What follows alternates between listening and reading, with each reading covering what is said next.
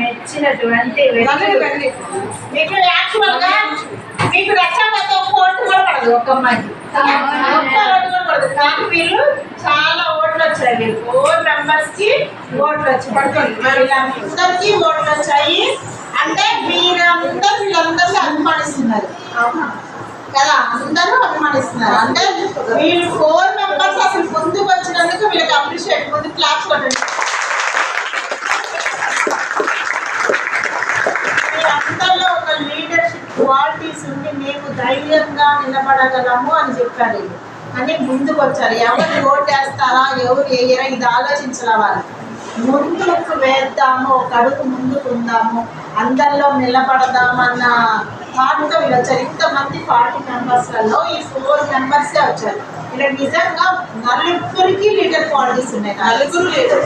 ఎందుకంటే వీళ్ళు అసలు ఇంతమందిలో బయటకు వచ్చిన వ్యక్తులు వీళ్ళు. మేడం సెలెక్ట్ చేసిందేమన్నా కాదు, వాళ్ళకై వాళ్ళు ఓన్గా మీరు వేస్తారో లేదో వాళ్ళకి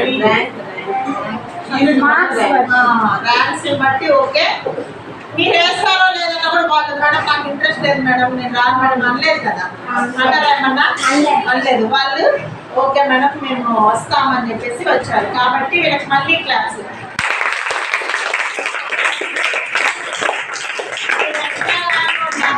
మెచ్చి అంతా మీ ఓటు హక్కును వినియోగించి ఫస్ట్ టైం ఒక డబ్బులకు కానీ లేకపోతే ఒక చాక్లెట్కి కానీ ఇంకేంటే ఇలాంటి వేటికి రొంగకుండా మీ స్వచ్ఛమైన మనసుతో గెలిపించుకున్న సోని.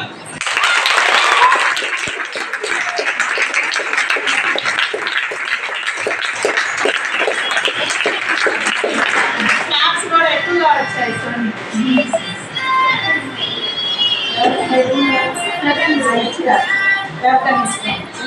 ఇది చాలా మంచిగా నిజంగానే బయట అయితే చాలా ఓటుకి డిమాండ్ ఉంటుంది కదా, అది ఇస్తారు ఇది ఇస్తారు.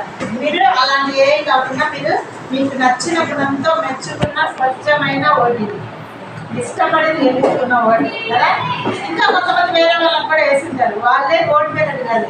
ఈ 4 మెంబర్స్ లీడర్సే. ఒకరు ఏదైనా ఆబ్సెంట్ అయినా, ఒకరికి హెల్త్ ఇష్యూస్ అయినా, ఏదైనా బాగోలేకపోయినా ఫస్ట్ అయినా వచ్చేది వీళ్ళే అనమాట. ఇంకా మీకు ఏదైనా బాగోలేకపోతే ఈ 4 మెంబర్స్ మెయింటైన్ చేస్తారు. ఈ 4 మెంబర్స్ మాత్రం లీడర్సే, అందరూ లీడర్సే, ఎవరు లీడర్ కాదు అని చెప్పడానికి లేదు, అందరూ లీడర్సే.